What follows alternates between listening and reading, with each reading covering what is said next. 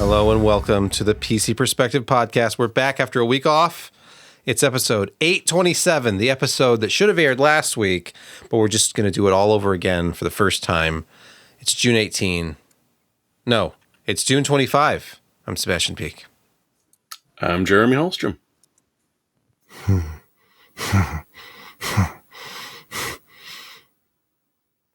I'm Josh Walrath. Tonight I'm wearing my PC Perspective active outerwear for the first time on the show. I'm just going to be modeling it for a couple of episodes here. It's a great shade of blue, by the way. And I love the green accents. Thank you. It's like camouflage for podcasting because your entire torso disappears. He's a floating head this week. It's kind of like I'm a floating head this week. Anyway, you guys look out in your mailboxes for some of these as well. I'm going to make sure everybody has really? Them. All right. Well, that'll be our official uniform. We will all be required to wear the same shirt every week, and I will never walk mine. Yep. By the way, I'm still Brett Van Spermberg. Thanks for having me back on the show. And what Brett hasn't told you is that shirt actually is just a crop top. I'm Kent Burgess. Wait, is yours also a crop top, or no? Mine is a Planet Express shirt. Yes, I was hoping.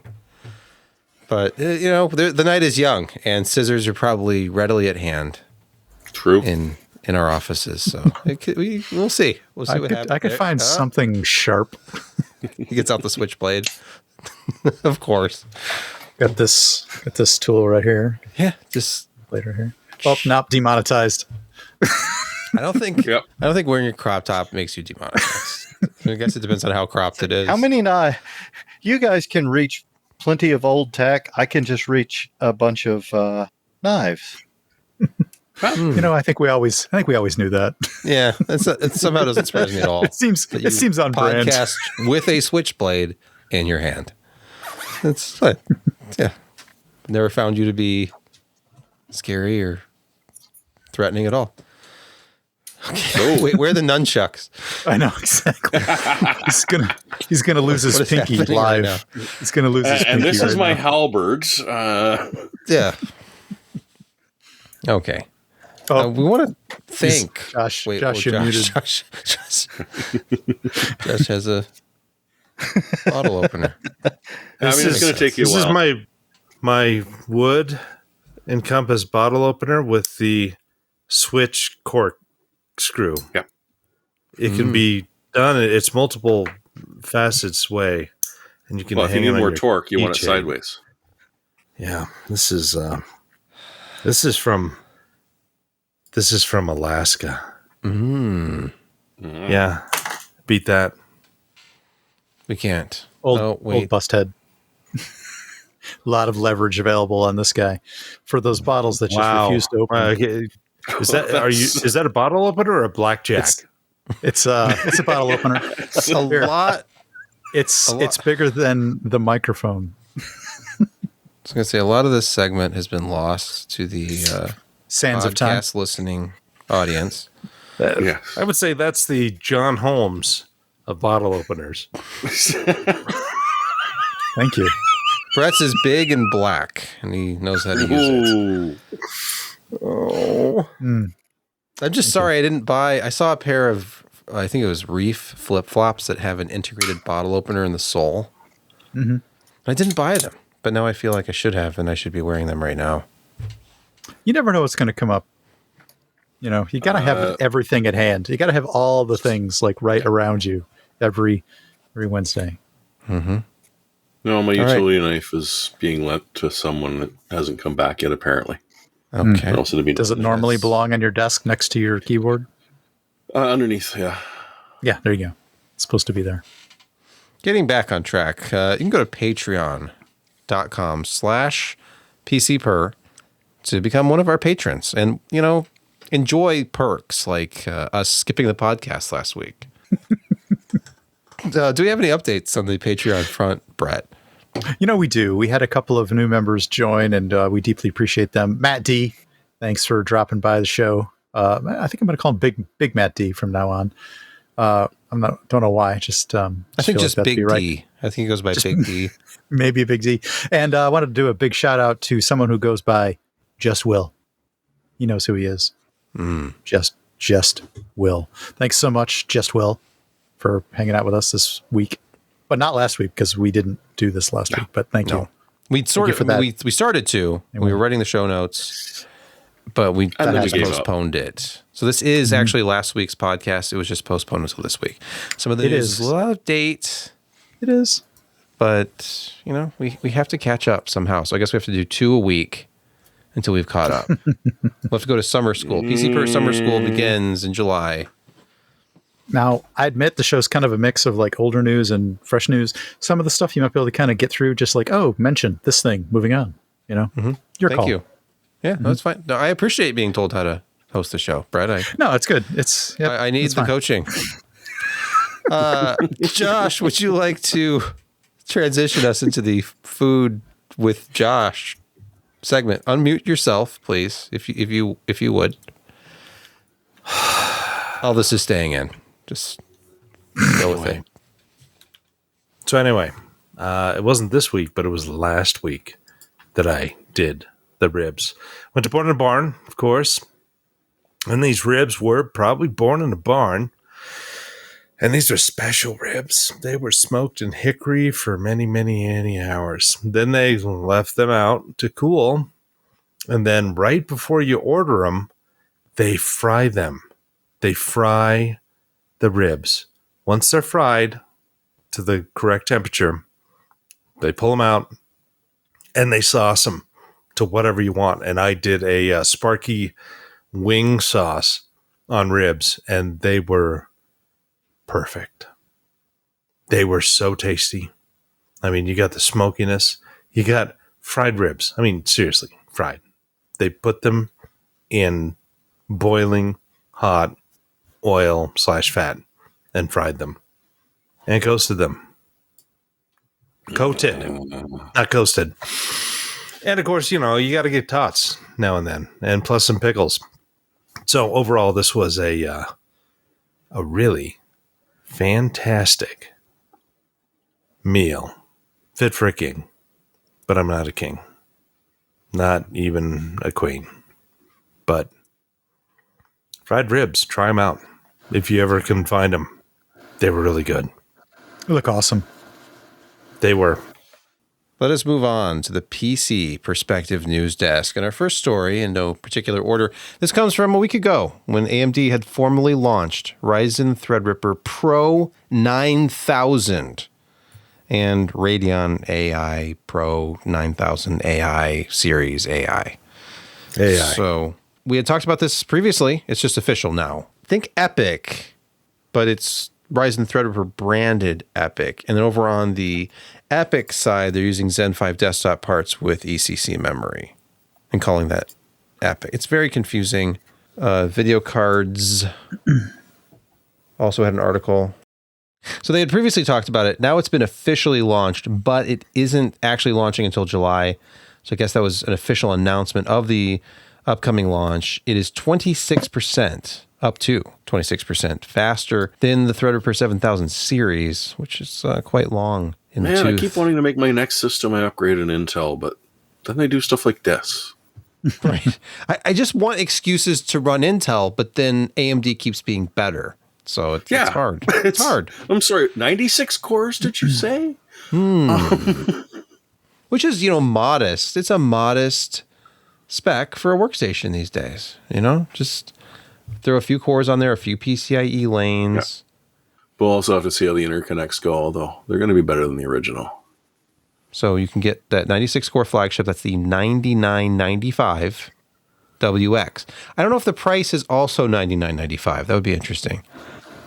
192 threads. Now the base clocks are not going to be that high, but this is all about thread count here. 2.5 gigahertz base. Look at all the cache. The 5.4. Look at that. 5.4 boost is pretty incredible. Yeah. It's going to be hard to sustain that unless you've got some really exotic cooling going on, but yeah.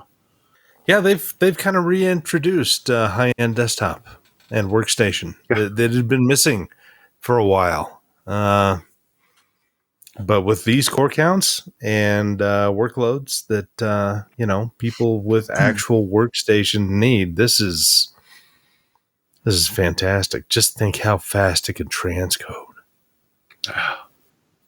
This is, of course, threads. all for AI, right? It's all for AI. Oh, No. yes, of course, Brett. Hey, 64 threads or cores, sorry, pulls the base up to 3.2, which is a kind of a nice jump between 96 and 64. 700 megahertz per core. That's a pretty good deal. Yeah, that's a nice little mid-range. But I'm thinking about all the work units for Boink I could be processing.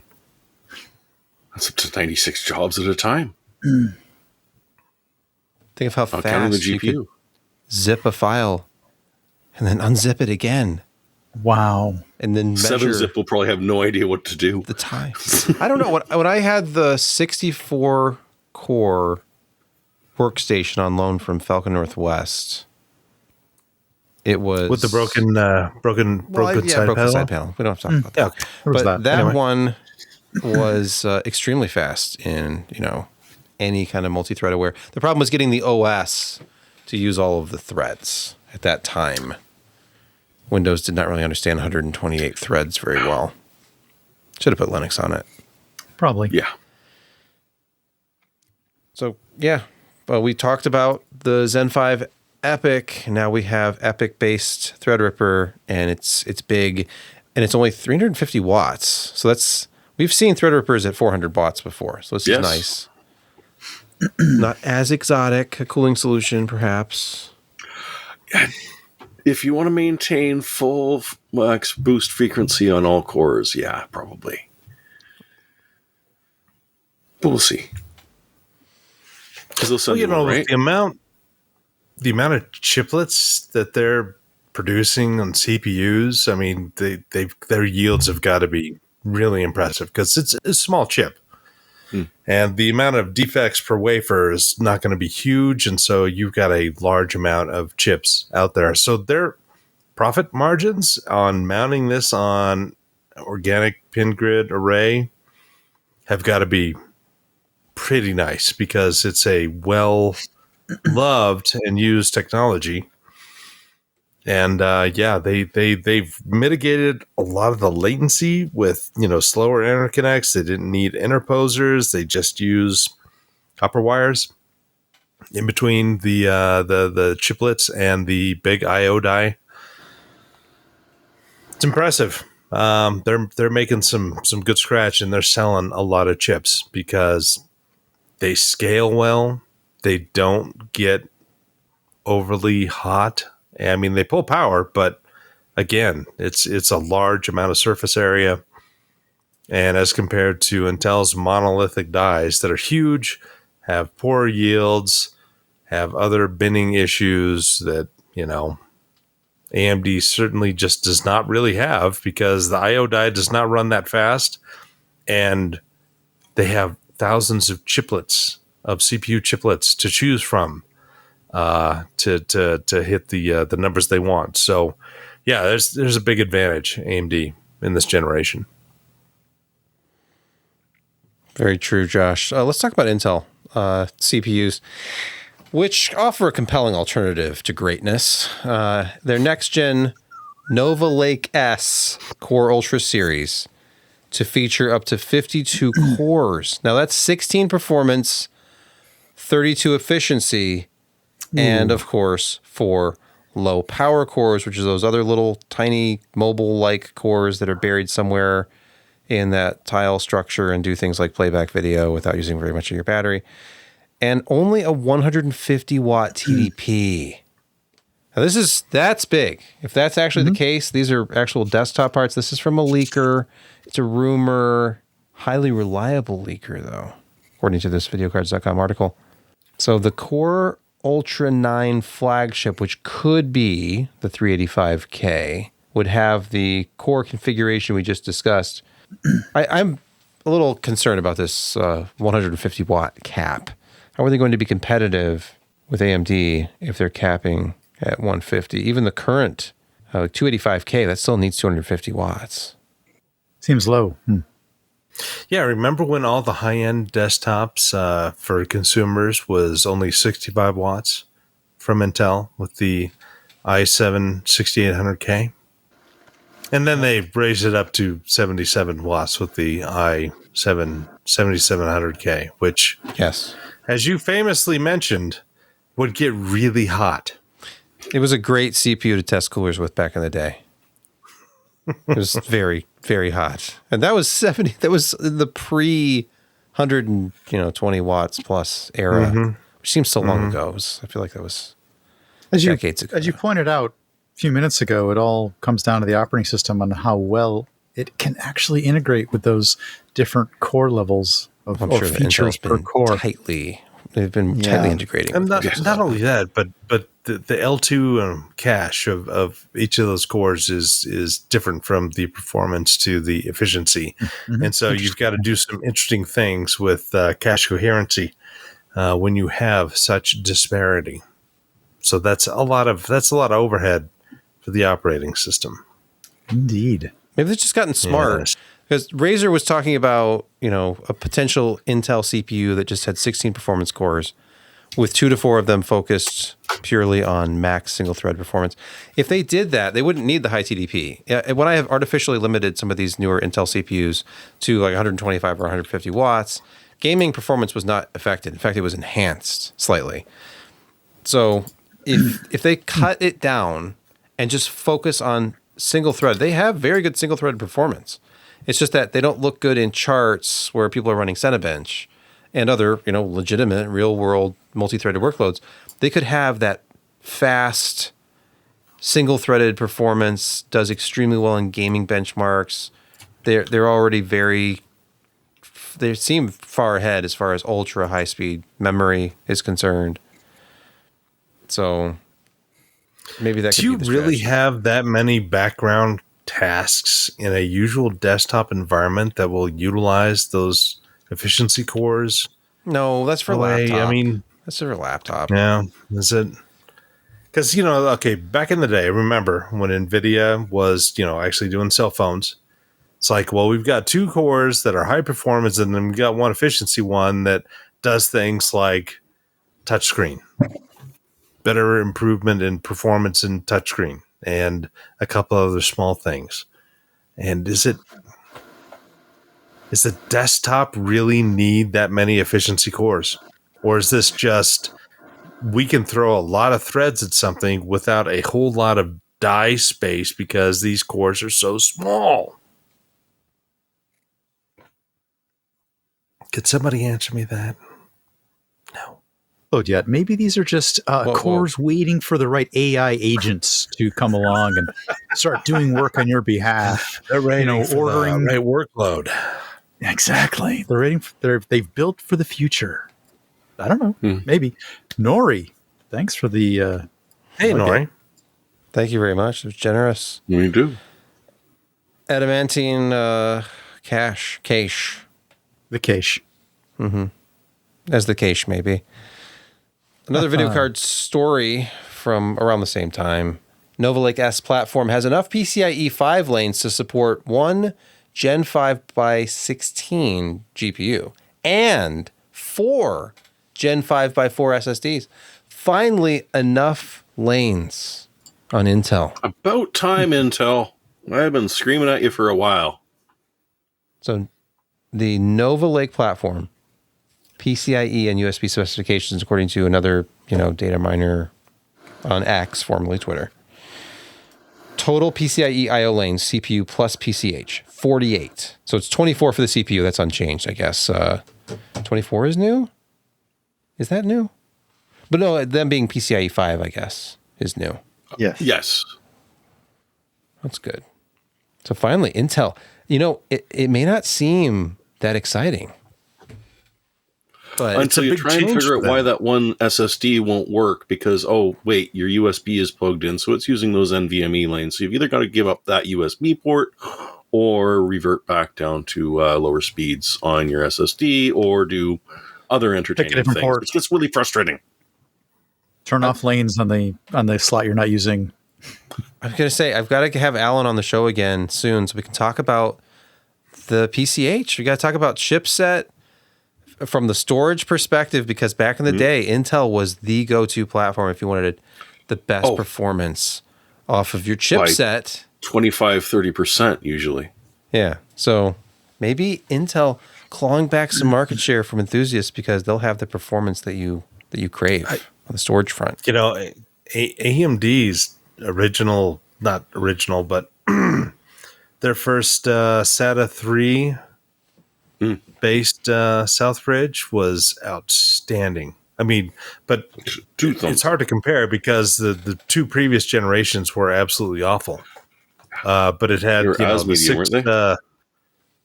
No, this was built by them, and then they borrowed VIA chipsets for the Southbridge, and then they finally produced their own that was worth a damn. It was a SATA 6. It was their first SATA 6. They had six drives that you could hang off of it, and Intel at that time had a PCH with 2, but it was released 6 months after AMD's. So that was like their first really big. But anyway, sorry to take everybody off track. Let's pile on Intel some more. Let's talk about their failures in the past and their failures in the present. Oh. But it could be getting really exciting. This is the PCH platform.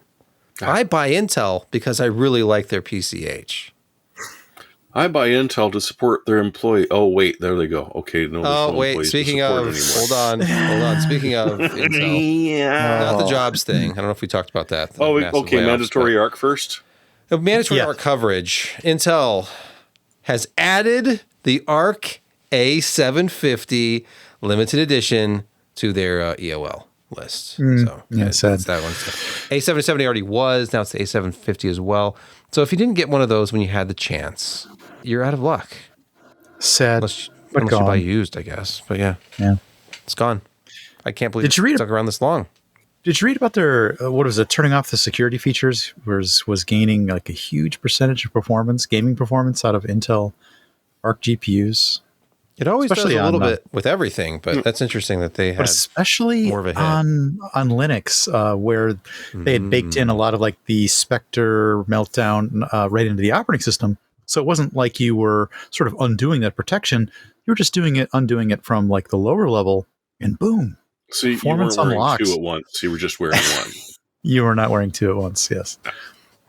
Once you went down to 1 at the operating system level. But plus, it felt apparently a lot better, I guess, yeah, sure, okay. But it felt it all, really. Next story from Tech Power Up. A GPU IPC showdown. Now, obviously, we're talking about Arc it says NVIDIA Blackwell versus Ada Lovelace, and RDNA 4 versus RDNA 3. This is interesting. So, Computer Base decided to test IPC improvements in GPUs. Let's see what they found. You'd figure there would be improvements, wouldn't you? No, this is funny because this is everything I know I have been saying since the launch of the 5000 series. And you've been proven right. It's basically the 4000 series again. With faster RAM. But faster RAM. But IPC is the same. In fact, it's 1% less. The same. Or 1% more. No, it's faster. It is a little bit better. But the biggest thing about Blackwell is you're getting clock speeds and, yes, the faster memory. Right. Yeah, they're doing clock for clock. So you're right. So what NVIDIA was able to do was get much higher clocks. But the IPC itself isn't any better than it was. But look at AMD again. AMD clock for clock. RDNA 4 is such a big jump. Does that good job say good for AMD for designing a better new generation, or boy, AMD, you sure underperformed for the generation before? I don't think RDNA. Well, you're right. Actually, RDNA 3 was kind of a disappointment. It was. Yeah. Okay. And I mean, they had to clock it up. They had to have really, big memory buses, and they had the chiplets for the memory controller. And then there's a reason why they didn't go for chiplets this generation. But so Josh, they stayed with GDDR6 on this. Yeah, and look at the boost they get, even with GDDR6. Look, RDNA 4 is an outstanding architecture. I mean, it competes clock for clock with what NVIDIA has, and that's a huge jump up for AMD. And so their design is getting better and better. I'm not saying that NVIDIA is stagnating because they did. Okay, I hope I don't sound like some kind of, You're an NVIDIA fanboy. shill. Just admit it and move on. Something like that. But no, I mean, there are improvements on Blackwell over the previous generation, and a lot of that is they can clock higher and do more work in a certain, millisecond time than the previous generation. And so, yeah, 5070 Ti is closer to a 4080 faster than the previous generation. But All about Josh, the same price, which is not great. But RDNA 4 is a huge, huge jump for AMD. And it really got them up to the level with NVIDIA. I wanted to bring this up. YouTube is screaming right now. It's all about AI, Josh. That's where the real improvement was this generation from NVIDIA. They have leveraged AI more than they ever have before. And it's changed my life completely. No. Like and by frame generation, leveraged AI, you're speaking only in the literary sense. And there are more they're frames being leveraging generated now the than any other term point AI in for human sales. history. Okay, I will be heard. Okay, they are generating 4 times as many frames. Wait, 4,000% more frames than they did with the company's But they're all inception. fake AI frames. Yeah. By the way, speaking of generated frames, the new Steam FPS overlay from Valve has added frame generation indicators and DLSS to the overlay.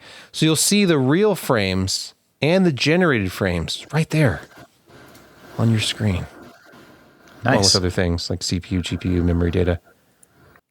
That's all. That's it. Yep, that was that story. Applied directly to the forehead. Fascinating. High five. Good job. Wait, did I have another story queued up? Was that it? Oh, here we go. Sound There it Blaster. is. You know what? They never left. I was actually trying to use a Sound Blaster card earlier today, and it had no Windows 11 support, but that's fine. So, you haven't looked for Sound Blaster in a while. You're thinking, I don't have space in my mini ITX case with my 5090 for a sound card. And I don't have Alone any the PCIe lanes. Yeah, I don't even have enough slots. Unless I daisy chain something off of a M2 slot or something. But they have outboard powers. I don't know if you've seen these outboard sound cards, guys. USB sound cards are some sort of product category in the industry. You know, if EVGA never had one, they don't exist. Good point, Josh. Yeah. Mm-hmm. So, Oh, you'll like that I brought up Enforce 2 in this. I did see that. Enforce 2, famous for its sound capabilities. Soundstorm. In fact, You there know was it. even a catchy stong by a guy who danced on screen in the Was early he wearing 2000s. a stong when he danced? Well, maybe underneath his clothes, but sure. Oh, okay. So what's special about the G8 high-res gaming dual USB DAC and amp? Yeah, why was this newsworthy? Why is it in our rundown? Well, I didn't put it there, but I did put it on the page. And that was just mostly because, hey, it was a new Creative Sound Blaster product. We don't see these very often. And it is decent. Like, this will be for your console as well as a computer because it's got optical in and out, line in and So out. it does. And an auto it return has channel ARC. for HDMI. Okay. I was going to say, yeah, Yes. my PS3 I could hook up to the optical. I don't think PS I don't keep track of consoles. I just I don't assume remember that if they do or not. they all do that. So yeah, and nice beefy buttons. We and knobs on the top. We like our beefy knobs. But are they metal? How's the knob feel? Well, I mean, as far as Hardware Asylum said, they liked it. Okay. They felt very solid and very tactile because of the. They're not smooth. They've got little. What do you want to call that shape? Like the edges cut into it. Almost like chamfers, really. And they're not chamfers though. I wanted to say Trying chamfers. to think of what they facets. Can we just call Are they them chamfers faceted? anyway? Facets. You can Yes, call it's them a whatever you want. faceted knob. Ribbed to ribbed knob. Yes. And apparently the Sound Blaster software is updated itself a few times since the last time I saw it, because nice. Yeah, that does look a little. it didn't look cleaner. that nice. But knurled, that's the one I was trying to think of. Okay. Have I talked about my SteelSeries game DAC knob feel recently? No, Is it please knurled? Not recently. talk about it at great length. No, I'm not going to be talking about it at great length. But I do remember. I'm not by going the to do what I did. microphone. Please.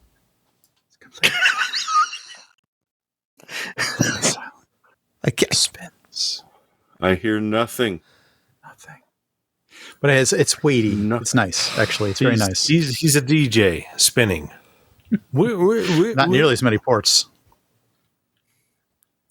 This is a show for the ages. It is, isn't it? You mean like 60 through 90? You might mean that. Oh. No, I don't know if people ages 60 through 90 are the target demographic for tech ASMR. So maybe they are. You'd be surprised, I think. Okay. Okay, so Microsoft. They are starting to tighten Windows up. And when you think about this, you want Windows 11 to be lean and mean and get things done on your machine. And you could do this by eliminating some of the telemetry, the spying, the wickedness. Or do they have two guys in comfortable chairs tightening up the graphics? They could. We're going to play test level 3, then we're going to go tighten up the graphics. Tighten up the graphics. Too much ASMR, too much. Yeah. So what they're really doing, of course, is not actually improving Windows. They're just removing drivers from Windows Update. So sorry about that. Legacy drivers starting to be removed. But there are newer replacements already on Windows Update. It's the first step of a new initiative to clean up years of old drivers, which have accumulated, and they're a security threat. What if you install an ancient driver that actually works on your system? Right? Stop. By accident. Horrific. Now, we need TPM Windows 11 compliant drivers for their, updated driver stack, obviously. Yeah, that'll be one of their newest things, is that, okay, now our drivers will check for TPM, and if you don't have TPM 2.0, well, it won't give you the driver. Their automatic installation of HP drivers will require the latest version of Windows 11 with TPM. And the TPM is actually in the cartridge itself. Well, we knew that already. Like your PC will not even boot without a valid and full HP cartridge. I'm sorry, we can't boot, Dave. Your cyan is empty. But I never used the site. No, it doesn't matter. Dried up. But it's not empty. Dried up. After 2 weeks, it dried up. And Dried up. you need to buy a new one. No, it's not full. Sorry, that sponge is dry. I don't care if you've only used it once. You need to replace that cartridge. The expiry date has passed. This cartridge is now empty. They have a 6-month expiration on them, and you've got to replace them. You should be printing more. You chose not to print. Thing went dry because you're cheap. Don't want to print things constantly in every color. Okay, what else did Microsoft do? They broke DHCP, but only temporarily. It's it was dead host fun configuration for a while protocol. there, though. That's nice. Essentially, the service would just stop, but then sometimes it would start up again. So by the time you're trying to go, okay, no, this is, I don't know, maybe it's not DNS, maybe it's DHCP, and there's something wrong with the leases, but by the time you look, the bloody thing had started up again, and everything's good. And so it took over a week for someone to finally track down what was going on. And yeah, this is server from 2016 onwards that, your DHCP service just gets tired, falls down for a bit. Then it feels better and gets back up again. So unless you catch something rebooting at that point that isn't on a static IP, you're going to know there's a problem, but you're not going to be able to find out what it was. But thankfully, it took them a little while, but we did figure out what KB it was, which is mentioned in the article if you need to roll back, although it has been patched. But yeah, it's It's just really annoying. And actually, the patch you might not want to trust. A rollback might be better now because the patch that they've rolled out is just sort of, let's see if it worked, not we know this fixes it.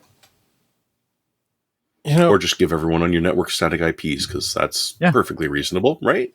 Every time clients randomly dropping off your network, maybe look into this. Not a problem. Sorry, I'm still thinking about the purging drivers thing. Is Microsoft? Is it a money thing? Do you need more storage? Because I know a guy who can help you. I think Alan probably has more storage in his own house than Microsoft has as a company. So he could teach them the ways. Are wrong. The amount of public domain and free movies he has. These 4 gigabytes of legacy drivers, we have to get rid of them. We don't have the space. Send them down. They'll be actually easier to get. They just need to put them on a compressed drive, save space. Put them on zip disks. I think it's also that they've sort of hit a point where the database for Windows Update has hit a point where it's just, it's going to take a while, and I might just throw up a random error that doesn't mean anything because I got lost. Maybe Windows is just rotting from the inside out. It is. The tech stack is too deep. Mm-hmm. The legacy support too rich. Mm-hmm. Yeah, let's pull an Apple and just drop everything. Maybe it's just been dead for the last 3 years. Mm-hmm. So Microsoft, continuing on this vein, they will trade another year of Windows 10 updates for points or for testing Windows backup. So here's what you do. You know how you've been resisting making an online account? You've stuck with that local user account. You know who you are. You're hurting Microsoft. They need you to be online with them all the time. And if you're not going to join Windows 11, well, we still would want you. Yeah. And it'd be a shame if something happened to those updates. Hey, download Bing. You're halfway to getting a free year of Windows 10 security updates. Oh, you want to keep using Windows 10? Well, make an online account with us. Start using Bing. Use Windows Backup, which means just using OneDrive for everything. And, maybe you'll up that 5 gigs. Maybe you'll pay for 20 or 100. Well, yeah, because if you're backing up all your settings as well as your files so that you can restore any machine to what your machine is like, you're probably going to go over that 5 gigs. So, plus all those legacy drivers you're probably backing up. Yeah, and all the space that takes up. That's a big deal. Those are a big deal. I have terabytes of just legacy drivers laying around. So, but anyway, so there's a bunch of people that paid $30 already, so they're good. If you test Windows Backup, you get it for free. You don't even have to pay the $30. You'll get a full year after the end of life. And if you refuse to do either of those, if you search the weather on Bing about 50 times, you'll earn 1,000 Microsoft points, which is enough to get your free year's security for the operating system that was definitely end-of-lifed, and they're not going to do anything at all after October 14th, because why won't you love Windows 11? Just throw out all that hardware. Buy new stuff. I'm sure your boss will approve it. Procurement will have no issues. We'll just mass upgrade everyone to Windows 11, and you could be happy. But no, you have to stick with Windows 10. And so we're going to have to punish you. I mean, gift you with the joy of Bing. This is actually kind of brilliant because they would ideally prefer that not only was everybody on Windows 11 or whatever the latest version is, but that it was a service that you just paid every month for, just for the privilege of the only build of Windows anybody's allowed to use. So they're looking at it and saying, wait a minute, people don't really want Windows as a service, and they're not all upgrading en masse to Windows 11 like we hoped they would, and it's our fault. Let's make some money off of that gaffe. Let's start charging people to stay on Windows 10. And then they'll have no choice. After that year is up, sorry, Windows 11. You have to. TPM chips will be like $2 by then. So what's your excuse? Oh, wait, the demand's gone up. prices going up to? 3 main PCs at this house are still on Windows 10, and I've still not exactly figured out what I'm going to do in October. Better start searching on Bing. Yeah. You get like 20 points each time you search for the weather. But you're Like you get selling 50 your points for looking soul for points. We have no souls at this point. Oh, We're Windows all right. users. No. Mm-mm. And Google Hey, remember- users, you've already sold out. Remember Google Earth? Wasn't that cool? 20 years ago. 20. It was very cool. Yeah, there was many a office-based Pentium system with onboard an IGP desperately trying to display Google Earth. And I could convince my boss that no, it was useful because we needed to know what this area that we were going to be calling looked like. So I could just fire up Google Earth and zoom into it. Jeremy, you'll be happy to know that Google is promising AI-driven additions to Google Earth. You know how you used to be able to time travel in Google Earth and see what it looked like 5 years ago or 10 years ago or 20 years ago? Okay. Well, now they're going to do an AI-driven animation of that street view as it changes over 2 decades. Will we be able to go forward in time? It's AI, so if you ask it nicely, it will Look, probably hallucinate for you, yes. Using the power of AI, Brett, anything is possible. Mm-hmm. Now, to take the It's like tongue out of the cheek Zombocom. and... Zombocom. But to take my tongue out of my cheek and not be quite so sarcastic, one of the things that they're doing with the AI is mapping patterns of like average soil temperature over decades. Forest canopy cover. This is the paid for version, right? Where you're actually professionals using it. That sort of thing could be interesting because that's one thing that AI is good at, is transforming a huge chunk of dry data into something visual that you can see, or a trend chart that you can see. So it could be interesting for that. You know, overall rainfall trends changing, forestry canopy changing, soil temperature changing. That could actually be something interesting, but of course it's the paid for version.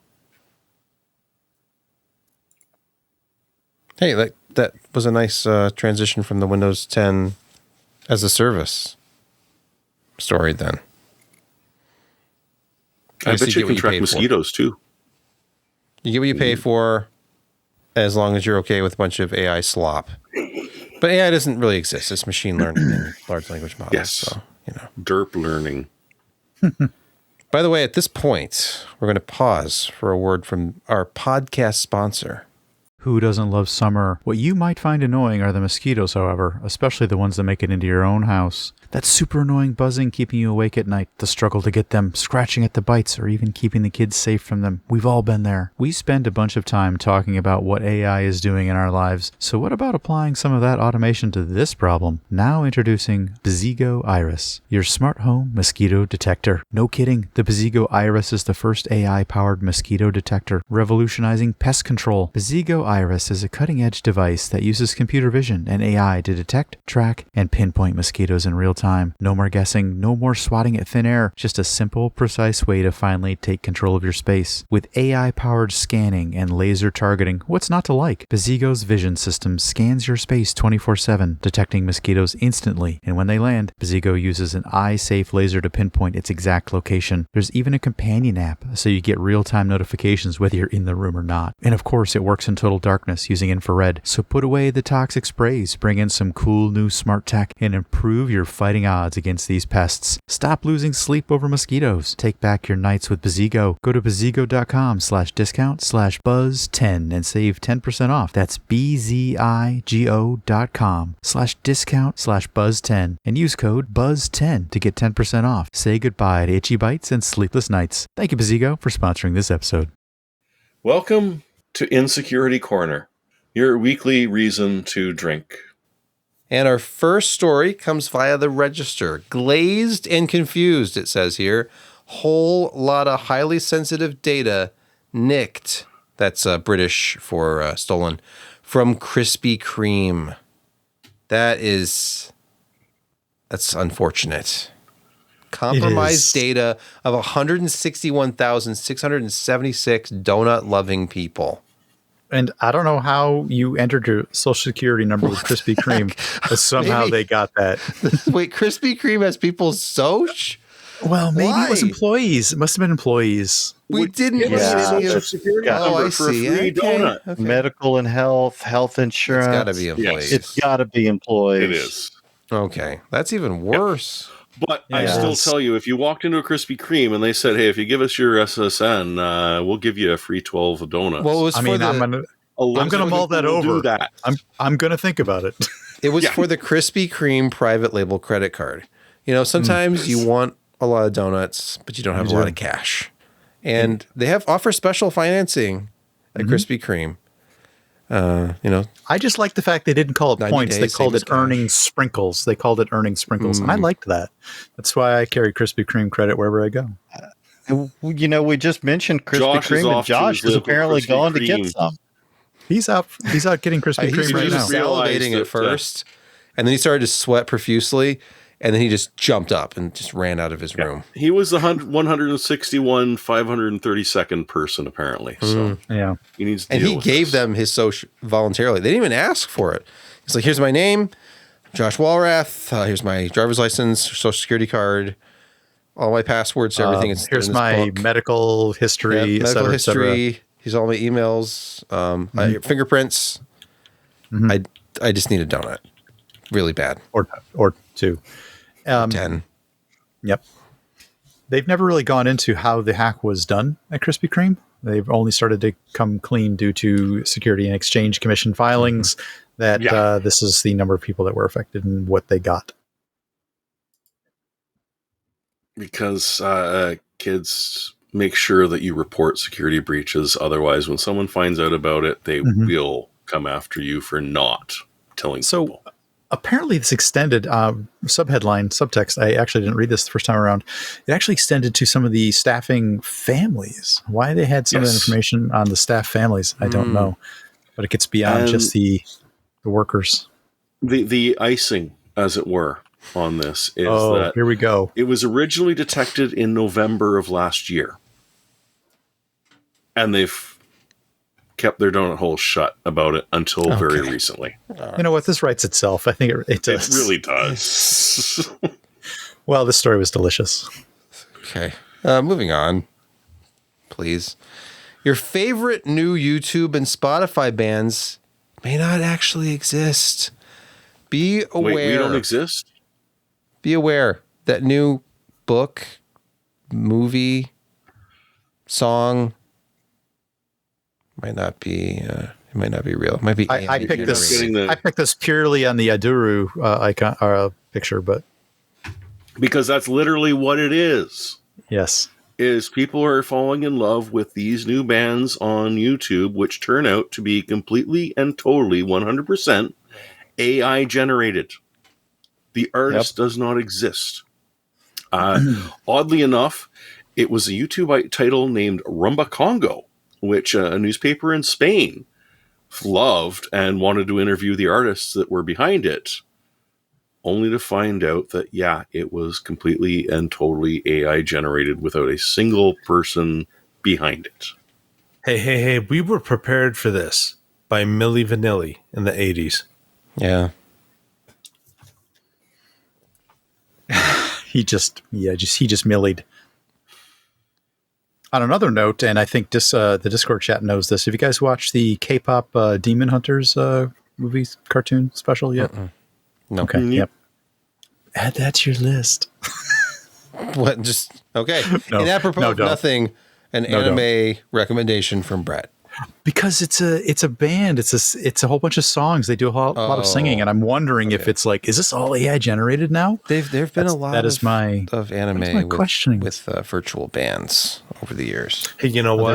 There was a call out on the Discord. CB4 back in 1992 could have been a good rap band. Coulda, woulda, CB4. shoulda, Chris Rock. but one. Yeah, Straight out of Low Cash. There you go. 100% not AI generated. No, it was not. All right, moving on. AI bots are now DDoSing our art galleries, libraries, archives, and museums. Why? Because they're just stealing all the content. And it brings them to their oddly knees. enough, your local museum does not have a huge IT department with deep pockets to be able to buy a couple of servers to handle the traffic from these frickin' AI trolls that are grabbing, or sorry, not trolls, trolls. They're trolling through, grabbing everything, ignoring the robots.txt, and literally taking down libraries and such because it can't handle the traffic just from the AI bots plundering every single cultural thing they have, much like an Englishman. I mean, yeah. And they don't have the budget to be able to handle it. So they're being essentially DDoSed just by all of these people harvesting it. To be honest, they're not even mad. They're like, hey, another copy of Gauguin out there? You want to enjoy this? Maybe you'll actually drop by sometime and see it in real life because it's art and a statue on the internet is not quite the same as it is in real life. But the problem is that they're actually killing the websites because they can't handle the traffic of all these bloody bots coming in to harvest every picture and piece of equipment they've got or piece of data they have.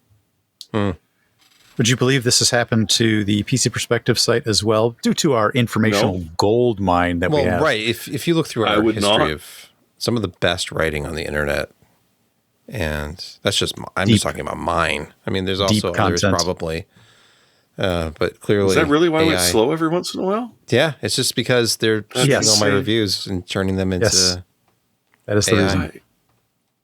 Over half that content's mine. Why would you want it? So that 80% of the content mining is probably yours, Jeremy. They're just mining it all. I don't even want it. That's why I give it out. You're like a museum. Apparently.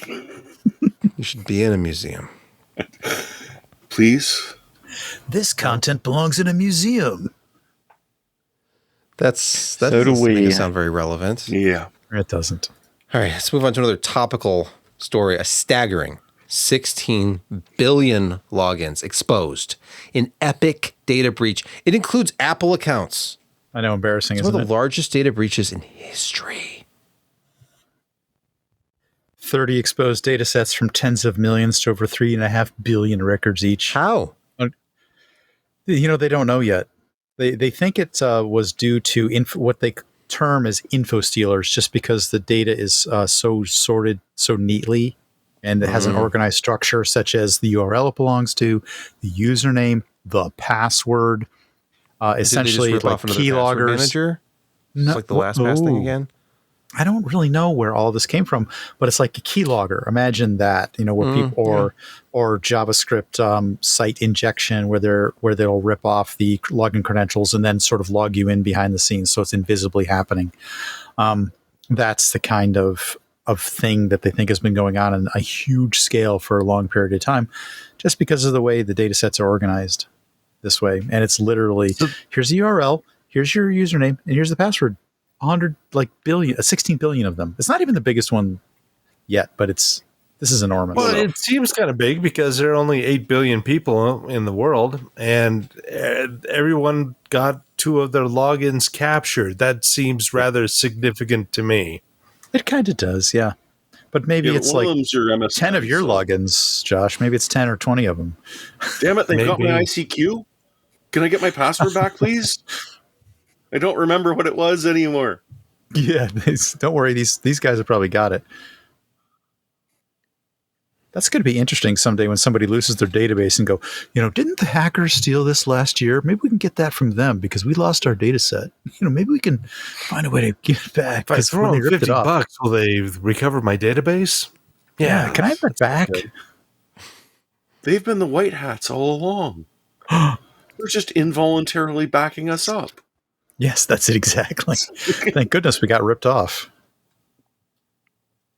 Not going to pay you this time, but a couple years down the road, we might offer you a discount. Somebody snuck another one on here. Yes, because of the damn chat, and this one is worth mentioning. Well, I was going to say, speaking of databases, the National Vulnerability Database, or NVD, Notepad++. Well, no, the NIST. Notepad++ privilege escalation vulnerability exists within it. Version 8.8.1. Which is the current version. There is no current patch, but 8.8.2 will come out. But the problem is Notepad++ is used in a lot of professional places. Oh, boy. For one thing, they haven't stuck stupid AI in it like in Notepad, but there are also a lot of other reasons to use it. They did stick malware in it, apparently. So, well, what is apparently is that if you can convince someone to download the absolutely completely valid Notepad++ 8.8.1 installer, but also download a malicious executable to that same downloads directory, they can trick that valid installer into launching now with system privileges, grab that random exe that came with it, the plugin that you really, really wanted, and it's now whacking you. There are going to be a lot of updating very soon, as hopefully 8.8.2 drops tomorrow. Not that I want to deal with it, but we need to deal with it. Thank you, General Stone, in the chat. I was blissfully unaware of this until now. Brett, you're looking a little uncomfortable too. I use Notepad++. Yes, so do I. I don't think it's the version that. Okay, cool. While we're still on the air, let's move to gaming quick hits. And our first story from videocards.com. Microsoft, now again, we didn't podcast last week, so this is maybe a little bit older news now. They confirmed a multi-year strategic partnership with AMD for their next-gen Xbox hardware. We already expected this, but it's official. Xbox Series Next will be powered by AMD. I'm just wondering at what point we'll be able to turn these into Steam boxes. I said it out loud. Are you saying that you want OS choice on your own PC hardware? I do. You heard me. Too bad you can't do Mac OS anymore with Intel support being dropped permanently. Actually, Steam is getting pretty good on the latest M3s, M4s. Talk to me when it can play Age of Empires 2. I don't think it can. If they're really serious, the important games. Don't worry, Age of Empires 2, the remaster, will be coming out very soon. They just recently demoed the Definitive Edition. I don't need a remaster. Cyberpunk 2077. Oh, okay. I'm sorry, I forgot. The latest one, the newest one with the newest update. It's kind of a big deal, really. But yeah. Okay. Another quick hit. ARA, or however you pronounce ARA, History Untold, gets a serious update and a better UI. This is one that came out almost a year ago. It's a 4X, very Civ-like, but more complex, which surprises me that it totally just disappeared. I never popped up on my radar. Recently it did because, I do keep an eye out for the 50% off strategy games on Steam. Okay, I'm kind of interested. Looked into it, and they did some revamping of the UI. Not of the difficulty, because if the latest Civ 7 is bugging you because they've dumbed it down even further, and you're getting really annoyed with the whole lack of the stack of Doom and having to fiddle your stupid units around, this is sort of like that, but crossed with Europa Universalis. It's ridiculously complex in that when you're building your improvements on a tile, of which you might be able to build more than one, it builds a specific resource, which your Civ needs to then feed back into other improvement buildings to be able to build things at a reasonable rate, creating a very deep and interesting sort of economy that I haven't delved into. And the other nice thing about it is it does the Civ thing of going from the Stone Ages all the way to the modern age. And ye gods, I can't imagine the amenities they're going to want to be able to stay going in the modern ages. It's also gorgeous. Part of the other update that they did was to try and desperately reduce the memory usage and GPU strain on the lowest of settings. because it was crushing low-end systems. High-end systems are okay. It's interesting. I'm just sort of starting to get into deeper and yes, they analyzations. kind of fix the combat a little bit, which instead of having stupid commander that then spits out the 4 units if you've upgraded them with a stupid pretend stack of doom, you are actually putting an army together in one single hex, and you got to research formations. Oh boy. So as you get further on, your formations will be better. It's pretty damn complex, but that's kind of what I'm looking for, is a balance between complexity and fun. With emphasis on complexity. Yeah, I mean, who needs fun anymore? Speaking of fun, YouTube, they're hiding an excellent official high-speed Pac-Man mod in plain sight, says Ars Technica. Pac-Man super fast. It's so fast you don't even know it's there. YouTube playables. What is this? What? YouTube? I thought. What? I've never heard of it. iOS? Well, they want to compete with Netflix. Okay. They're not famously known for all the games that they provide, right?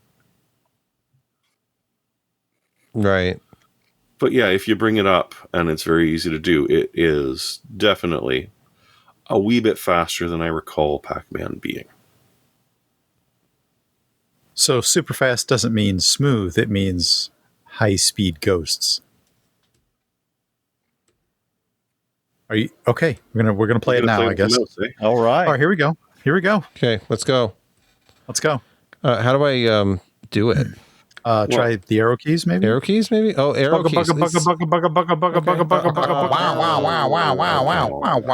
Wow. See? Look how fast that was. That was Didn't super take any fast. time at all. He did lose within 5 seconds. I did.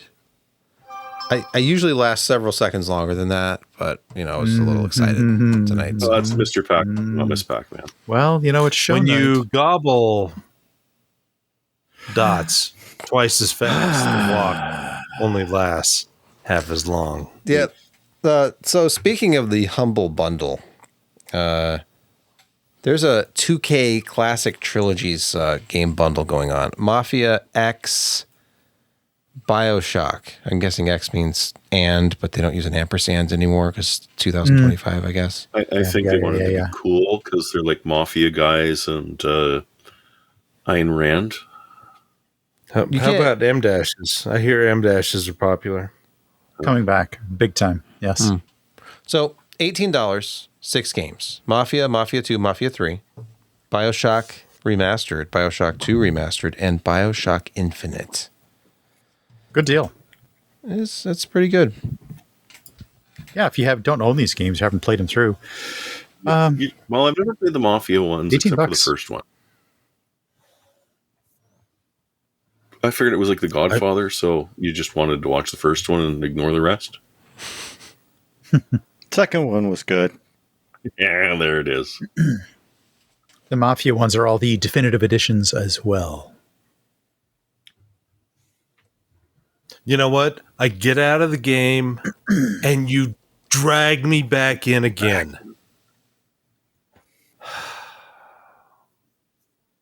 Nice reference. Hooah! Yep. Different Pacino, but Yeah. You asked me this on the day of my first tutorial. My little friend. But this is jumping all over the place right now. It is. I think it's that's Tony time. Montana. I think it's time to escape Would you kindly move on? to the safety of picks of the week. Josh, please get us started. So anyway, it's too bad they didn't have these when the initial Thrustmaster quick release new system was done. It was originally these kind of clunky, nasty things that you put this in the wheel and you crank it down and suddenly you've got a quick release thing. And They didn't even just, lube it. I know, and it just bends and it's terrible. Yeah, but this new one, you can actually take apart the back and, solidly mount it onto the wheel. And it's less than $50, but only just, and it works really nicely.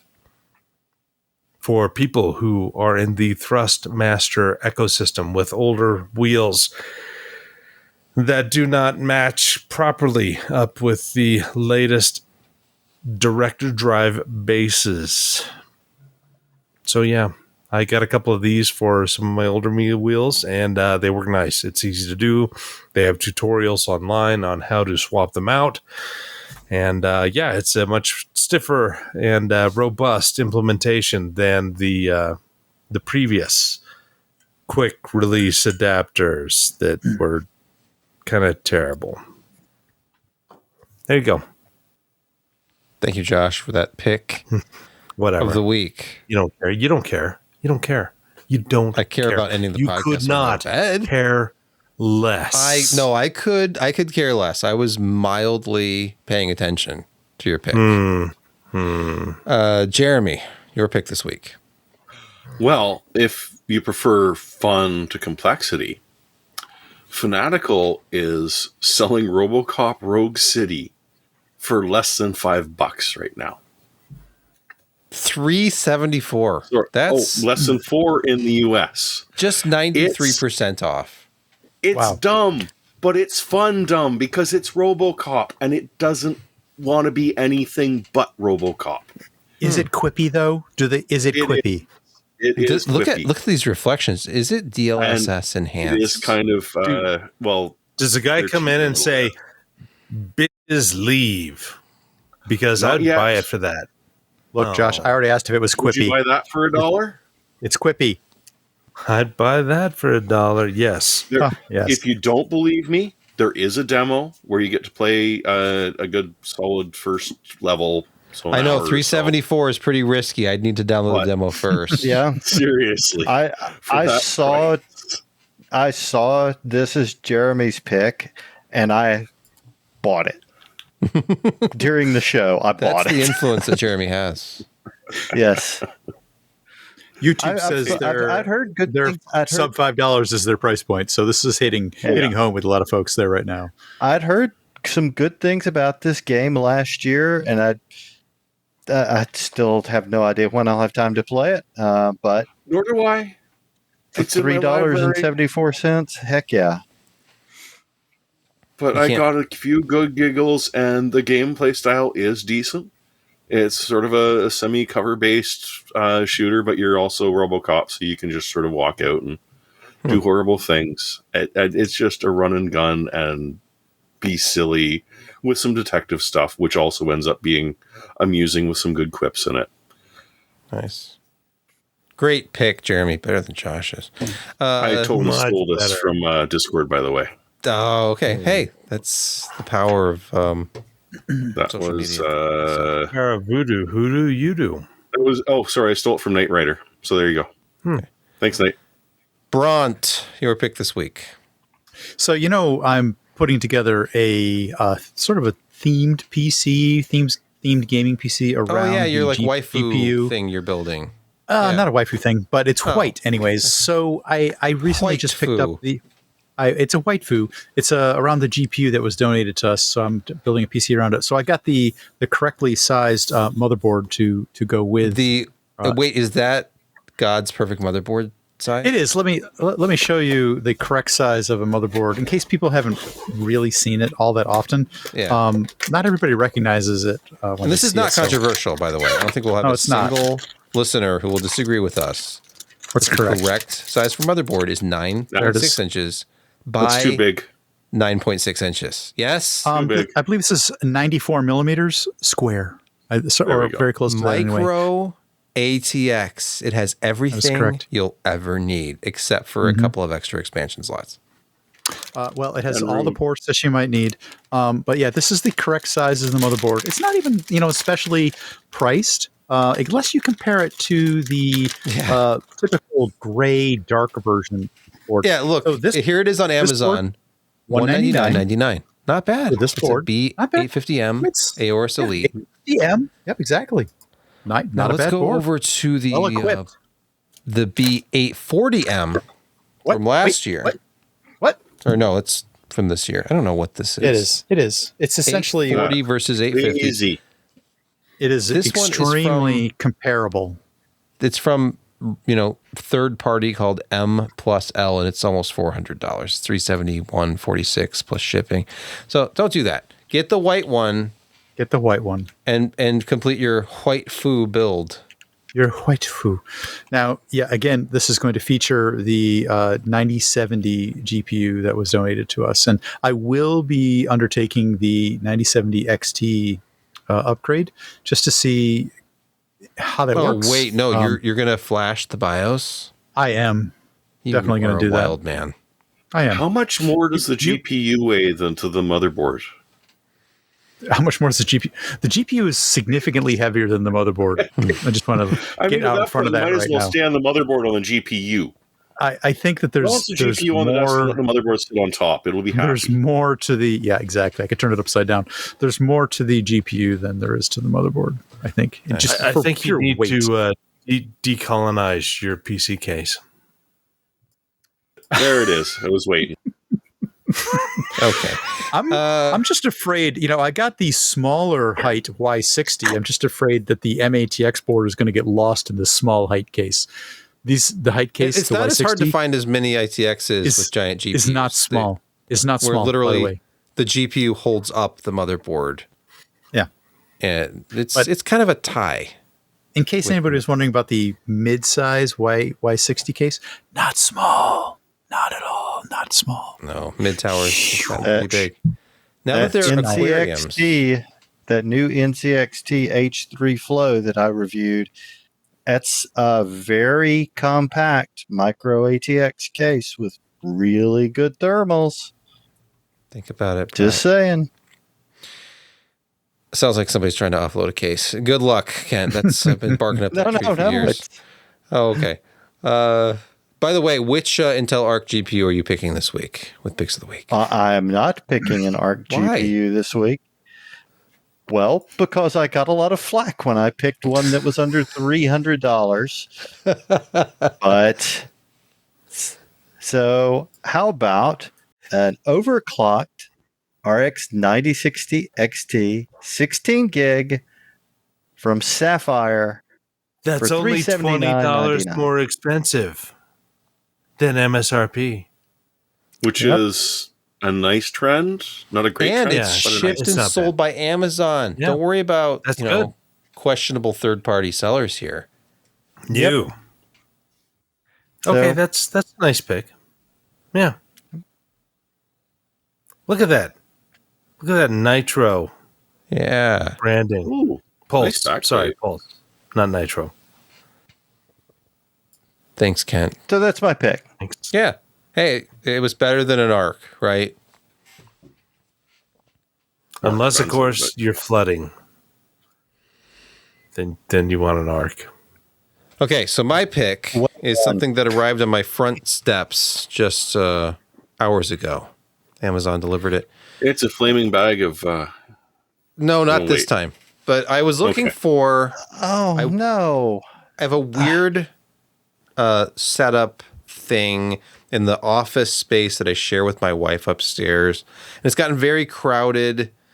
She only ever uses part of the desk, so I just started taking over more and more and more of it until I was taking up basically the entire thing, and she barely had room to put her laptop on the end just to charge it. Are you sure you're not my wife? I don't know. So because I had multiple PCs set up there, and I have 2 keyboards, and it's just all this stuff. We're not doing 2 monitors anymore. And I had the ultra wide up there for a short time. I'm like, no, I just get a smaller monitor. I'm going to downsize and get out of her way. All I do basically at this workstation is podcast editing on Thursdays every week. So I ordered a monitor riser where I'm going to put my keyboards and things under the monitor now. Right. Save space. And this thing is actually pretty big. And it's wood. It's actual wood. The box was heavy. Price? I brought it in the house. $27. Wooden boards that you put together yourself with screws and pieces of metal and wooden pegs. Did you come running into the house with this, yelling, "Honey, I've got wood"? And I'm going to peg it. He can't resist. He can't stop. Neither one of you can. Neither one of you can stop. Well, my son was around, so I couldn't get as excited as I wanted to. But he wouldn't have got it yet. Yeah. So look at this. acacia wood is that cheap? Because it's attractive. Sturdy wooden. I pulled one of the legs out right before the podcast. I would be proud pegging it that felt together. sturdy, and it did, in fact, look, feel, and smell like wood. I caressed my wood, and it felt very good. Minutes before we podcasted tonight. Look at that. Before, did you need to rub it, or this was literally my setup. Look at the before. A wide monitor, just random stuff laying around like a mouse and a keyboard and headphones and a DAP and extra USB thumb drives and a pile of SD cards and a camera. Those things are not in the second picture, by the way. Just pointing that out. Yeah, no, those things are all gone because you don't need them anymore because you've got the stand. And actually, the stand is 3 feet wide. It's so big that I'm thinking. Do you know how many bills, literally letters and bills that you can put on that? Bills stack under there. Stacks and stacks. Tuck them in. Oh, hey, look! It's my electric bill. It's my. You can put an entire printer on the stand with your monitor together, and then a stack of. And you can put bills underneath. Yes. Yeah. Look at there's so many possibilities. I can't believe I never bought one of these before. And for just $27.98. And I got free same day shipping. I ordered this morning. Oh, whoa. And I got it this afternoon or evening. Did a drone? Did a drone? No, it's not particle board. It's not particle board. It's acacia wood. Real, whatever you pronounce, ACACIA. Acacia. You get the box, you split it open, you take a whiff, and it pull it out. Like the taste is going to move you when you pop it in your mouth. Cyan low. It wasn't real strong. Acacia is going to move you. But it had that, Chinese varnish smell to it a little bit. I'm really happy to hear about how you got your big wood this afternoon, but it's the biggest wood you ruined my PCPer live stream bingo card because if you just hadn't had a pick, Sebastian doesn't have a pick. No, Sebastian doesn't pick. You given me the eye. Bingo. And I would have won. Just cut this part out. Just don't often buy things on Amazon other than stuff for the house that's boring. Like I'm not going to write every single time I order a oil filter for the car. I'm usually standing by eagerly to type in whatever random thing he says. So that I can don't forget it. You had some interesting sentences to that section of the. I try and make stuff up actually. Just to see if anybody ever notices. Sebastian's pick this week is audible flatulence again. There's the chair. The chair. It wasn't the chair. I haven't done that on the podcast in a while. Okay, and I don't think anybody heard it anyway. So I'm not worried about it. You usually mute it. Usually. And then you blame it on the furnace, which I think is weird. What's that weird sound? It's like an animal dying. Did the air just get warm in here? Well, we don't have that technology. Somebody yet. Squeeze a duck? Yeah. Let's end the podcast. It's been a week, and it's. It smells like burning furnace in here, so I need to. That's from Lance in the YouTube channel. We need to go, and I need to sleep. Actually, what I need to do is I need to finish building. What I need to do is I need to finish my 3 foot wide versatile stand, and then enjoy it. 3 foot high and climbing. I'm gonna stand on it. I'm gonna podcast from it. This is God's motherboard size right here. Yeah, God's perfect motherboard. And I don't know. I never actually asked. I just assume that if God was a gamer, it would be MATX. Just had a feeling. Okay, what I want to know. Podcast over. Podcast over.